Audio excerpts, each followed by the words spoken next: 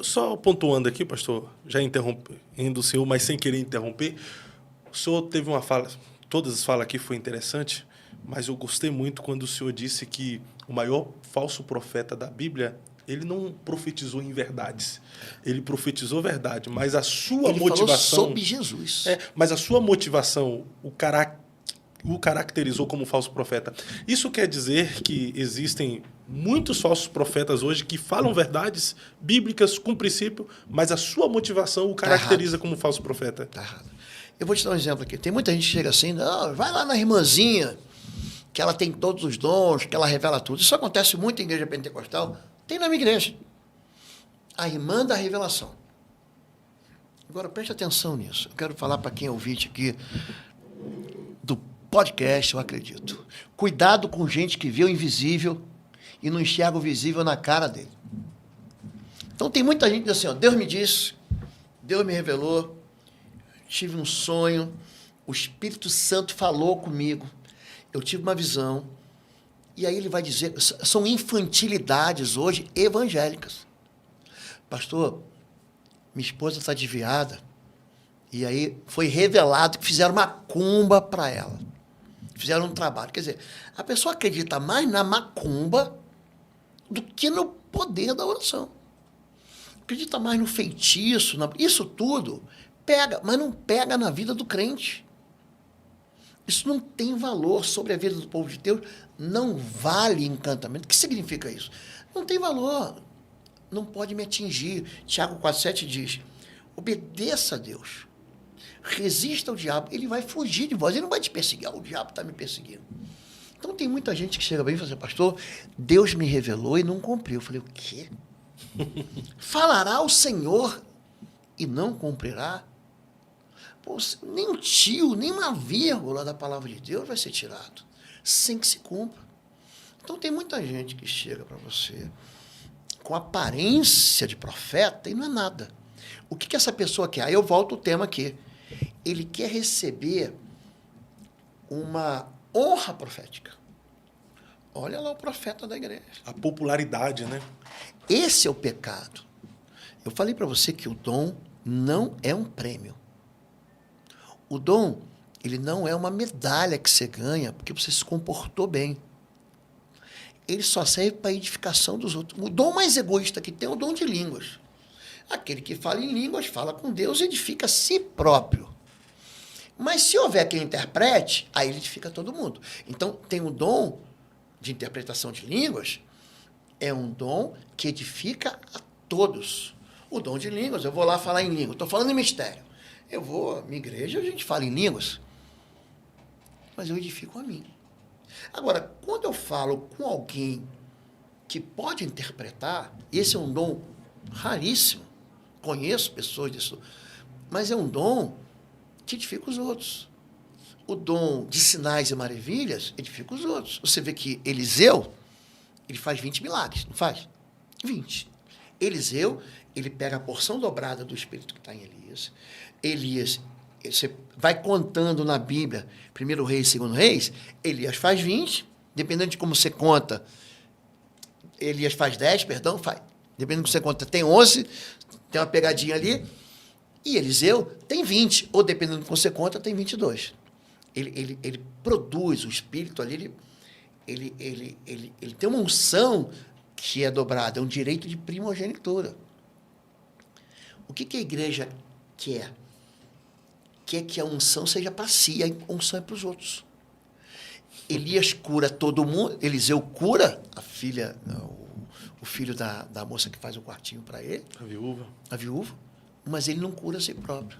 Aí quando você pega segundo livro de Reis, capítulo 13, capítulo 14, Eliseu morreu, perdão, estou falando de Elias toda hora, Eliseu morreu da enfermidade que vinha sofrendo. Ele cura os outros, mas ele não cura a si próprio. O dom é para os outros. O dom não é para mim. Qual o problema hoje? A igreja não conhece a Bíblia. Como eu não conheço a Bíblia, não quero conhecer e tenho preguiça, eu vou no profeta.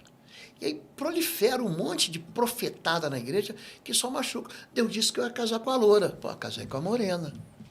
Aí ele força a barra. Deus disse que me viu de branco. sei lá, médico, é da Marinha, sei lá o que significa isso, me viu de verde, é do Exército, da limpeza pública, eu não sei. Então, fica enganando o povo. Gente, isso é maldade. Deus fala assim, Deuteronômio 18, Deuteronômio 21, ai daquele que diz assim, diz o Senhor, quando o Senhor não disse nada, falou na sua soberba, ele vai morrer. Então, as pessoas ficam brincando disso. Como é que você vê que a pessoa é um falso profeta, pastor? Jesus deixou claro, ó, vão vir muitos em meu nome, vai levantar muitos falsos profetas, acautelai-vos, pelos frutos os conhecereis. Aí vem para mim, ó, o problema do teu casamento é esse, assim, assim, assim. Fizeram uma comba. Aí tu vai ver o casamento dele, o marido da mulher está fora da igreja, os filhos estão desviados, estão tudo envolvidos com droga, com maconha, com crack. E ela quer profetizar na vida dos outros. Então, o profeta, ele tem um caráter exemplar. Ele é irrepreensível, né? Ele é irrepreensível. Então, muita gente tenta legitimar o ministério com aparência. A aparência é muito mentirosa, pastor. Fábio, a aparência mente. O falso profeta, ele engana dentro da igreja. Dentro da igreja. Mas ele parece um cara de Deus. Mas o falso profeta mesmo, por maldade, conforme o senhor falou, mas existe o espírito enganador, né? Espíritos enganadores, né? Eu já peguei isso aí, é interessante.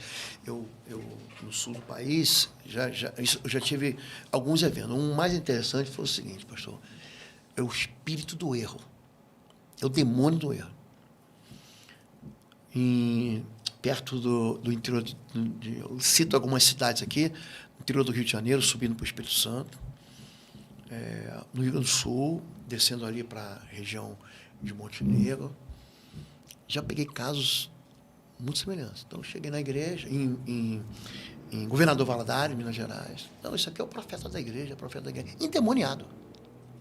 Endemoniado. Aí, fui fazer um seminário, tem um seminário que as igrejas pedem para fazer muito, que é o Sangue nos Umbrais, é um seminário de princípios de libertação, é diferente da guerra espiritual. Aliás, deixa eu pedir aqui, gente, pessoal que segue a gente no YouTube, Oswaldo Lobo, segue também aqui, ó, YouTube, Eu Acredito. E o pessoal que segue o Eu Acredito Podcast, se inscreve no canal do pastor Oswaldo Lobo aí na sequência. Então, o pastor presidente me chamou para dar um seminário, fui dar um seminário, foi ele, a esposa, e tinha uma irmã junto. E aquela irmã falava, não, porque eu oro, porque acontece isso, que eu boto a mão e batizo no Espírito Santo, que Deus me usa, que eu revelo, que eu não sei o que. Eu estou ouvindo aquilo tudo. E o jeito que ela falava, parecia a quarta pessoa da Trindade, pastor. Pai, Filho, Espírito Santo e ela. Mas você entende, às vezes a imaturidade, a paixão, o amor por Deus, querer fazer, querer mostrar serviço. E aí, preguei na sexta, quando fui no sábado, pastor. Eu tenho um processo, quando chega no sábado, depois do almoço, eu faço um processo de libertação com a igreja. A gente faz confissão, renúncia, e depois que você confessa o pecado, pastor, o sangue de Jesus, ele purifica. Sim. Se confessarmos o nosso pecado, ele é fiel e justo para perdoar. Se andarmos na luz, o sangue de Jesus nos purifica, a questão toda é pureza. O espírito imundo, ele busca sujeira mesmo. Você confessa que você abortou, que você matou, que você tentou suicídio, que você se meteu com droga, que você adulterou, que você teve um envolvimento imoral, homossexual, heterossexual, não importa. Você quebrou uma aliança, você teve ódio. Você confessou, o sangue de Jesus purifica. O diabo não tem onde se agarrar, depois te fala, mas ele não tem como se prender. Aí você fala, em nome de Jesus, sai, começa a manifestar. Pastor, essa mulher que era profetisa da igreja, manifestou com uma violência, com uma agressividade, com uma... Existem espíritos que eles são muito resistentes. Por exemplo, Marcos 9, Mateus 17, o pai daquela criança fala o seguinte, Mateus 17, eu trouxe meu filho endemoniado aos teus discípulos, eles não conseguiram expulsar. Jesus diz, me traz o menino. Quando a criança vê Jesus, aquele diz assim, o demônio o viu, sacudiu violentamente. Não era um demônio educadinho, não. O garoto caiu no chão, estrebuchou, Jesus sai. O menino levantou, se perguntaram, por que nós não conseguimos expulsar? Essa casta tem um problema de fé aqui. O pai não tinha fé. Você crê? ajuda na pequenez da minha fé. É isso que o Pai fala. Jesus diz, foi por causa da pequenez da fé de vocês. Se você tiver fé como um grão de mostarda, você vai dizer ao monte, sai daqui, vai para lá e vai acontecer. Você diz, sai em nome de Jesus, sai. Mas essa casta é resistente. Não sai com coisa alguma, a não ser jejum e oração. Moisés, ele recebe a autoridade de Deus? Claro que recebe.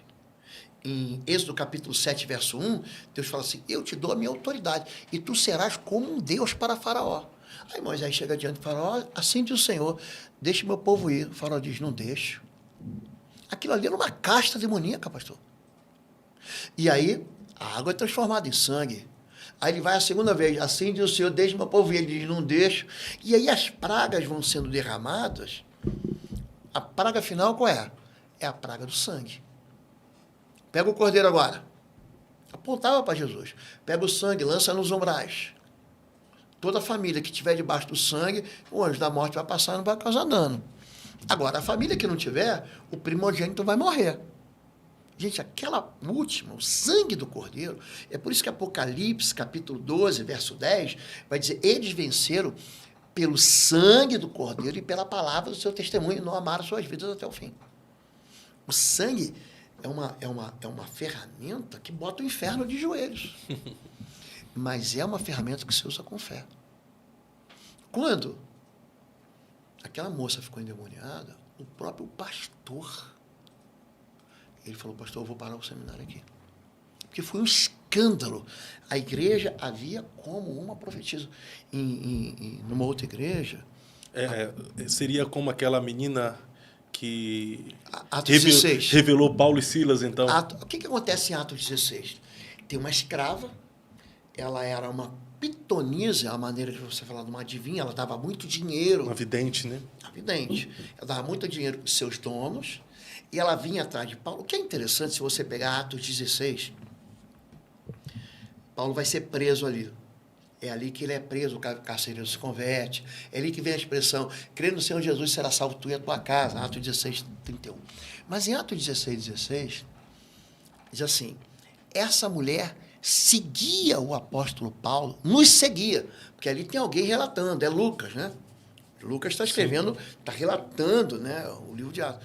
Ele fala o seguinte, ela nos seguia por muitos dias, dizendo, seguia esses homens, eles ensinam o caminho. Ela falava a verdade? Falava a verdade. Aí Paulo, depois de muitos dias, é que ele discerniu. O discernimento, ele é muito inteligente. O discernimento não é adivinhação. Ele, opa, eu te repreendo em nome de Jesus, sai dela. O demônio sai e não volta mais.